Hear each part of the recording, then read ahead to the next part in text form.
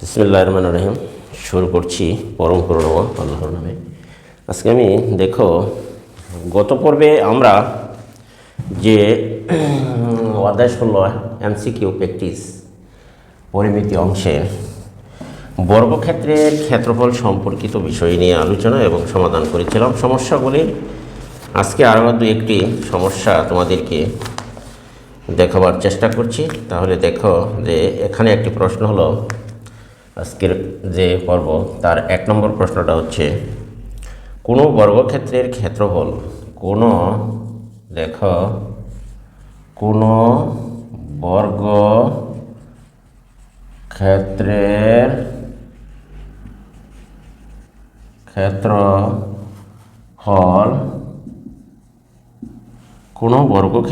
ক্ষেত্রফল তার কর্ণের উপর অঙ্কিত বর্গক্ষেত্রের ক্ষেত্রফল কত গুণ? তার কর্ণের উপর দেখো যে তার কর্ণের উপর অঙ্কিত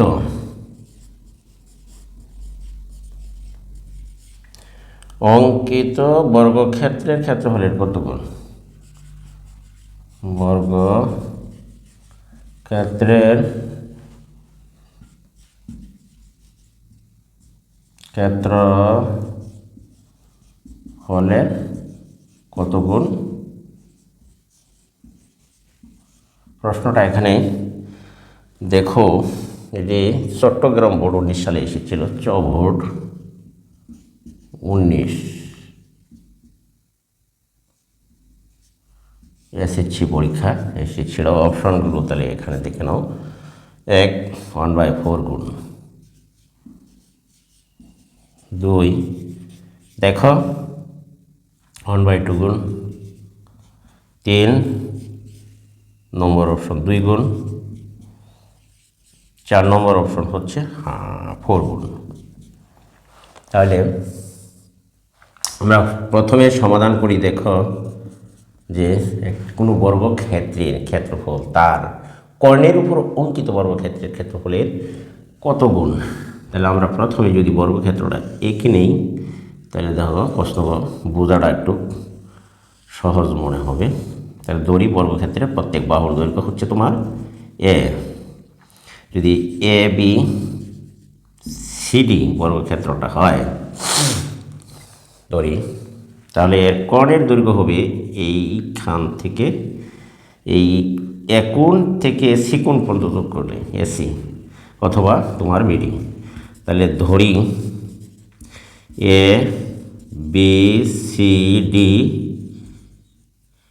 একটি বর্গক্ষেত্র,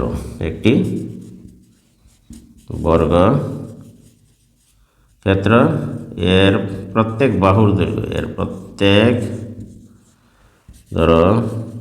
বাহুর দৈর্ঘ্য ধরলাম এর একক ধরে নাও। অতএব বর্গক্ষেত্রের বর্গক্ষেত্রটির ক্ষেত্রফল আমরা লিখতে পারি এক বাহুর বর্গ, তাহলে স্কোয়ার বর্গ একক। যদি এর উপর অঙ্কিত কর্ণ যদি এরকম হয়, কর্ণের উপর অঙ্কিত যদি তোমার মনে করো এটি কর্ণের উপর যদি আরেকটি বর্গক্ষেত্র অঙ্কন করা হয়, তাহলে এরকম হতে পারে। তাহলে এই কর্ণের উপর অঙ্কিত বর্গক্ষেত্রটির ক্ষেত্রফল কত হতে পারে দেখো। তাহলে আমরা জানি এসি হলো এই বর্গের কর্ণ, তাহলে এসি ক্ষেত্রফল আমরা জানি। সুতরাং বর্গের কর্ণের দৈর্ঘ্য, বর্গের কর্ণের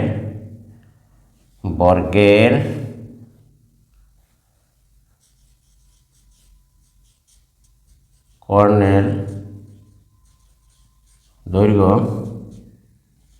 এ √2 × এ। অতএব কর্ণের উপর অঙ্কিত বর্গক্ষেত্রের ক্ষেত্রফল কর্ণের উপর, অর্থাৎ এই এসি বাহুর দৈর্ঘ্য আমরা বের করলাম, এখানে কর্ণের দৈর্ঘ্য √a, তাহলে এই কর্ণের উপর অঙ্কিত বর্গক্ষেত্রের ক্ষেত্রফল হবে, এই বাহুর বর্গ করলেই তোমার কর্ণের উপর অঙ্কিত বর্গক্ষেত্রের ক্ষেত্রফল পাওয়া যাবে। তাহলে কর্ণের উপর অঙ্কিত বর্গ ক্ষেত্রের ক্ষেত্রফল সমান √2 × a এর উপর হবে বর্গ। তাহলে আমরা দেখি 2a² বর্গ একক। তাহলে এখানে কর্ণের উপর অঙ্কিত বর্গক্ষেত্রের ক্ষেত্রফল আমরা পেলাম 2a², অর্থাৎ বর্গক্ষেত্রের ক্ষেত্রফল কর্ণের উপর অঙ্কিত বর্গক্ষেত্রের ক্ষেত্রফলের হলো ডবল, কর্ণের উপর অঙ্কিত বর্গক্ষেত্রের ক্ষেত্রফলের দ্বিগুণ বা ডবল। তাহলে আমার প্রশ্নটা হলো, এখানে দেখো যে কোনো বর্গক্ষেত্রের ক্ষেত্রফল তার কর্ণের উপর অঙ্কিত বর্গক্ষেত্রের ক্ষেত্রফলের কত গুণ। তাহলে আমরা যদি এটিকে কত গুণ যদি ভাগ করি, তাহলে আমরা লিখতে পারি অনুপাত করি কত গুণ। দেখো এইখানে যদি a² হয়, এটিকে যদি আমরা ভাগ দেই, অনুপাত করি 2a² দ্বারা, তাহলে দেখো কত গুণ বের হয়ে যায়। এইখানে তো দেখতেই আমরা পাচ্ছি যে এখানে আমরা ভাগ দিলে দেখা যায় অর্ধেক, অর্থাৎ বর্গের উপর অঙ্কিত বর্গক্ষেত্রের ক্ষেত্রফল তার কর্ণের উপর অঙ্কিত বর্গক্ষেত্রের ক্ষেত্রফলের তোমার যে বলছে কত গুণ। তাহলে সুতরাং আমরা দেখতে পাচ্ছি যে ভাগ দিলে অর্ধেক, অর্থাৎ কর্ণের উপর অঙ্কিত ক্ষেত্রফল হবে, তাহলে অর্থাৎ বর্গক্ষেত্রটির ক্ষেত্রফল। সুতরাং বর্গক্ষেত্রের ক্ষেত্রফল যদি আমরা লিখি যে a², তাহলে কিন্তু আমরা এখানে দেখতে পাচ্ছি, বা এটি যদি এইভাবেও লেখা যায় অথবা ভাগ বা অনুপাত আকারেও লেখা যায়, বা এটিতে যদি আমরা লিখি উভয় পক্ষকে 2 দ্বারা ভাগ দিই, তাহলে আমরা দেখতে পাই যে a²/2 = a², অর্থাৎ বর্গক্ষেত্রের ক্ষেত্রফল বের হলো। আমরা যদি লিখি 1/2 × a² হলো তোমার a²। তাহলে এখানে আমরা দেখতে পাচ্ছি যে বর্গক্ষেত্রটির ক্ষেত্রফল হলো তার কর্ণের উপর অঙ্কিত বর্গক্ষেত্রের ক্ষেত্রফলের অর্ধেক। তাহলে স্পষ্টই আমরা দেখতে পাচ্ছি, এটিকে গুণ বা থাকলে ভাগ আকারে লেখা যায়, অথবা তুমি a² যদি এত দেখাও অনুপাত, বা এটিকে যদি আমরা লিখি, তাহলে উভয় পক্ষকে যদি আমরা হাফ দ্বারা ভাগ দেই, তাহলে ½ × a², অর্থাৎ আমরা বুঝতে পারছি যে এই বর্গক্ষেত্রটির যে ABCD বর্গক্ষেত্রটির ক্ষেত্রফল, এই যে কর্ণের উপর যে অঙ্কিত ক্ষেত্রফল তুমি ধরে নিতে পারো, মনে করো যে ABCDE, এখানে ধরো F,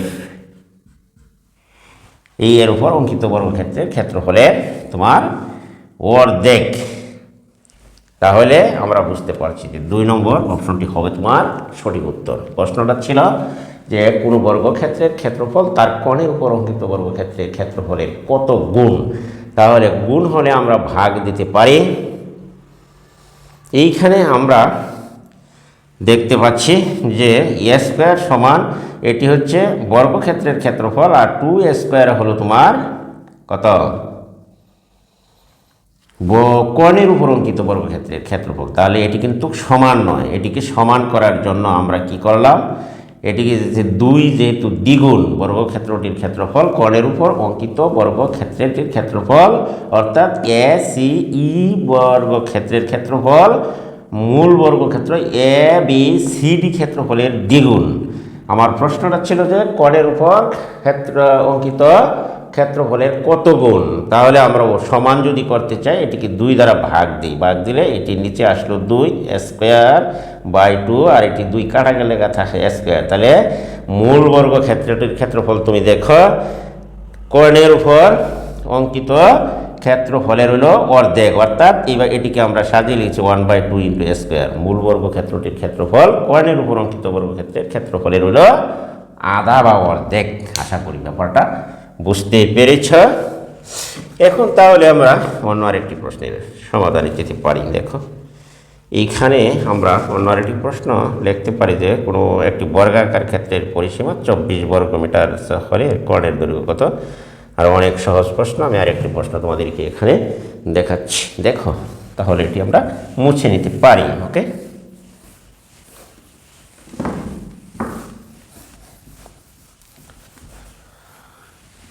এটি মুছে নাও।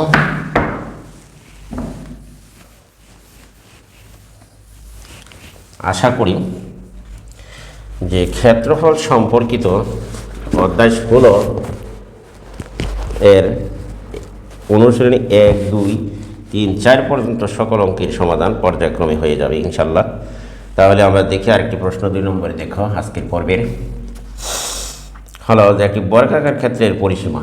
একটি দেখো একটি এই বর্গাকার ক্ষেত্রের পরিসীমা দেওয়া আছে। পরিসীমা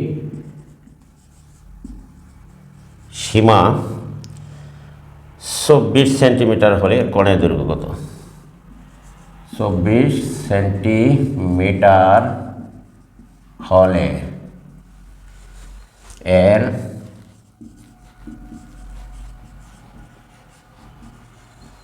কর্ণের দৈর্ঘ্য কত? এটি যশোর শিক্ষা বোর্ডে এসেছিল। তাহলে দেখো এখানে আমরা সমাধান করি বা সলভ। দেখো বর্গক্ষেত্রের পরিসীমা দেওয়া আছে। আমি এখানে অপশনগুলো লিখে নিতে পারি। 1 6√2 বর্গ সেন্টিমিটার, এটি হচ্ছে খ। 2 নম্বরের অপশনটি দেখো 4√3। 3 নম্বরের অপশনটা তুমি দেখো 2√6। 4 নম্বরের অপশন সেটা হচ্ছে 3√2।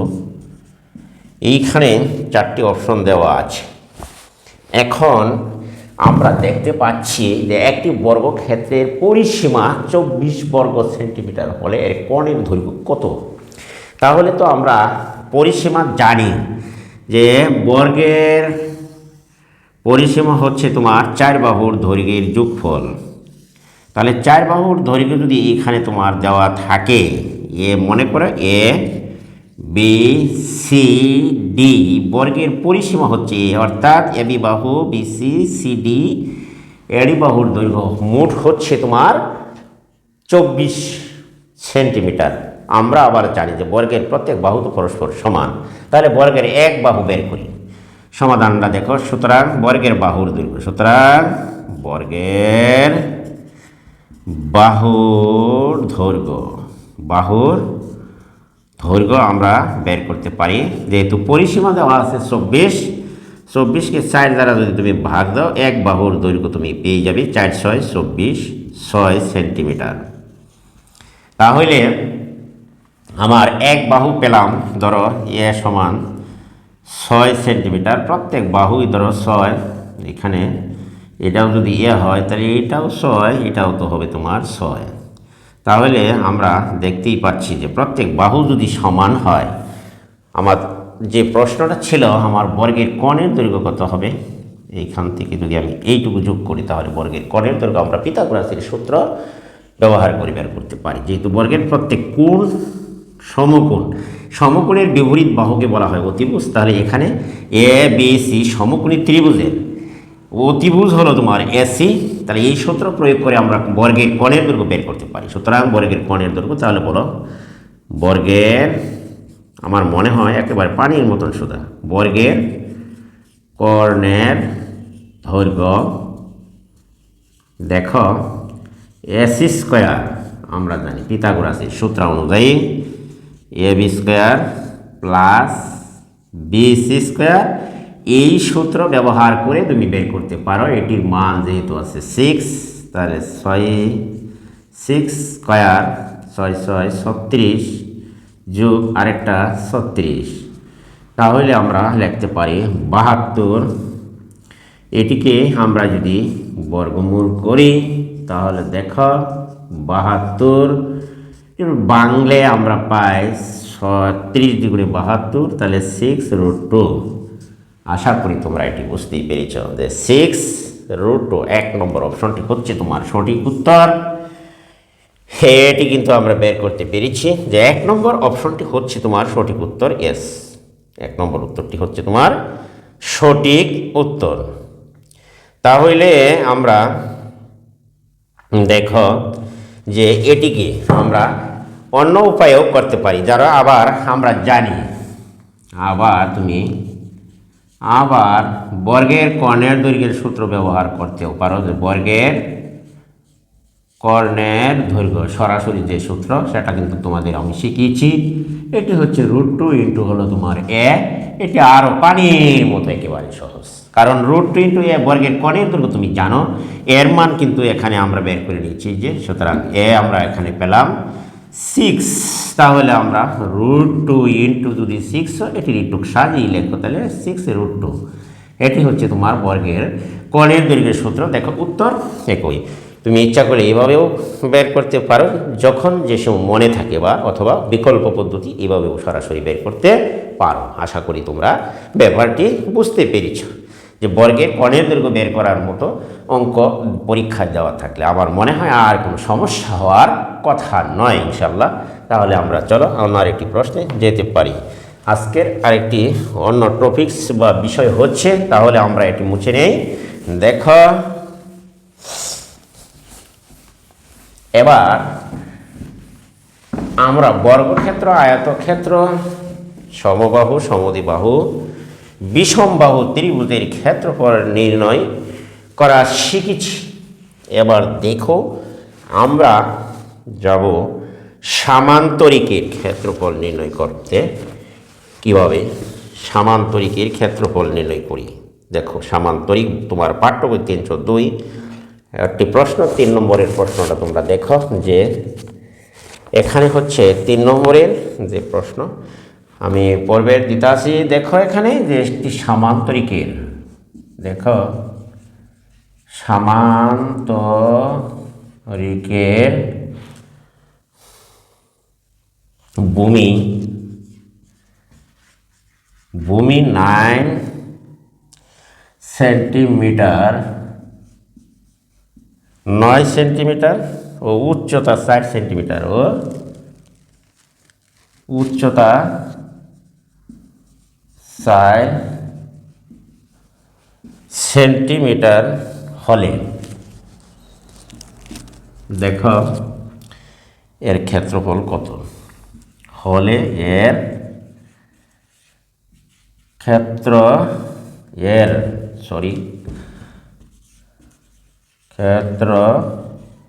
ক্ষেত্রফল কত।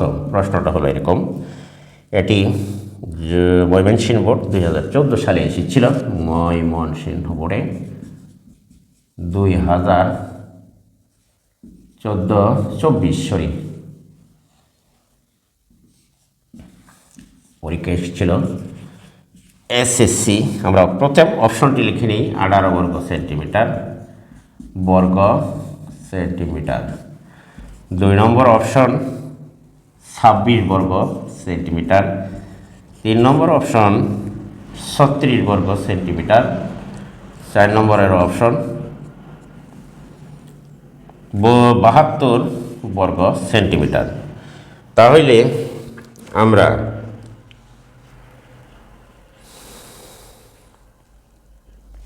আমরা দেখি যে সামান্তরিকের ক্ষেত্রফল ভূমি গুণন উচ্চতা, আমরা কিন্তু সেটা জানি। তাহলে সমাধান তোমরা দেখো, আমি আগেই তোমাদের সূত্রগুলি শিখিয়েছিলাম যে সামান্তরিকের। সুতরাং দেখো সামান্তরিকের ক্ষেত্রফল এখানে ভূমি গুণন উচ্চতা, এটি কিন্তু তোমরা ভূমি গুণ উচ্চতা, তাহলে আমরা দেখতেই পাচ্ছি এখানে ভূমি দেওয়া আছে 9 আর উচ্চতা হচ্ছে তোমার 3, তাহলে গুণ করলে একেবারে পানির মতো সোজা 318 বর্গ মিটার সেমিমিটার। আশা করি তোমরা এটি বুঝতেই পেরেছ।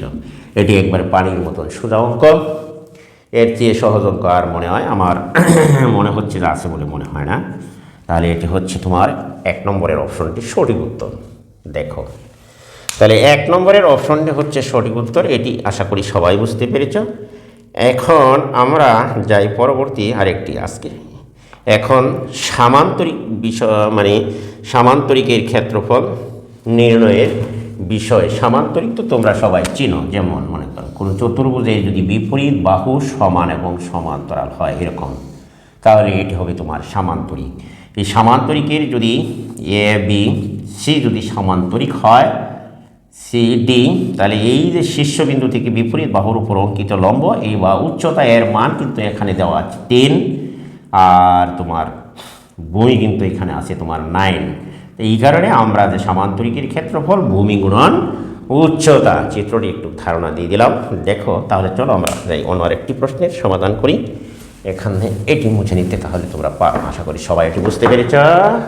ওকে, মুছো, তাহলে আমরা এটি মুছেই নেই। অন্য আরেকটি প্রশ্নের সমাধান করার জন্য চলো যাই। তাহলে দেখো যে এবার 4 নম্বর যে আমার প্রশ্নটা সেটা হচ্ছে যে একটি বিষম বাহু চতুর্ভুজে একটি দেখো বিষম বাহু চতুর্ভুজের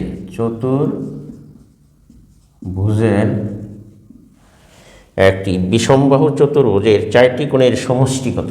চতুর্ভুজের 4টি কোণের সমষ্টি কত? বিষমবাহু চতুর্ভুজের 4টি কোণের সমষ্টি কত? এটি একেবারে এক কথায় জবাব শেষ। আমরা জানি যে কোনো চতুর্ভুজের 4টি কোণের সমষ্টি হচ্ছে 360 ডিগ্রি। এটি পানির মতন সহজ অঙ্ক। কুমিল্লা বোর্ড 23-এ এসেছিল। কুমিল্লা বোর্ড 2023 সালে যে প্রশ্নটি এসেছিল এটি। দেখো আমার অপশানগুলো এখানে দেওয়া আছে। 180 2 নম্বরের অপশান, 270 3 নম্বরের অপশনটা হলো 360, 4 নম্বরের অপশান এটি হচ্ছে তোমার 450। তাহলে আমরা এটি মুখে মুখে জবাব দিতে পারি। দেখো একটি বিষমবাহু চতুর্ভুজের 4টি কোণের সমষ্টি কত? আমরা জানি যে কোনো চতুর্ভুজের 4টি কোণের সমষ্টি হচ্ছে তোমার 360 ডিগ্রি। তাহলে এটি সঠিক উত্তর মুখে মুখে দিতে পারি মাত্র 1 সেকেন্ড সময়। এটি পানির মতন সহজ, একেবারে পানি পানি পানি পানি। হ্যাঁ, এটি কিন্তু একেবারেই সহজ। দেখো আমি আরেকটু অঙ্ক করি, তাহলে এটি মুছে নিতে পারো। এটি 1 সেকেন্ডের উত্তর।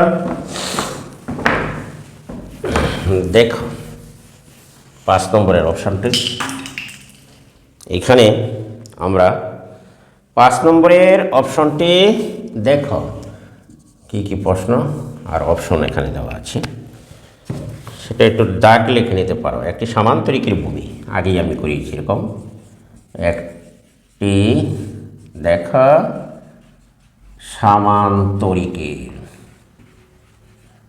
সামান্তরিকের ভূমি হলো তোমার 12 সেন্টিমিটার। এরকম একটি অঙ্ক সম্ভবত একটু আগেই করিয়েছি। এবং উচ্চতা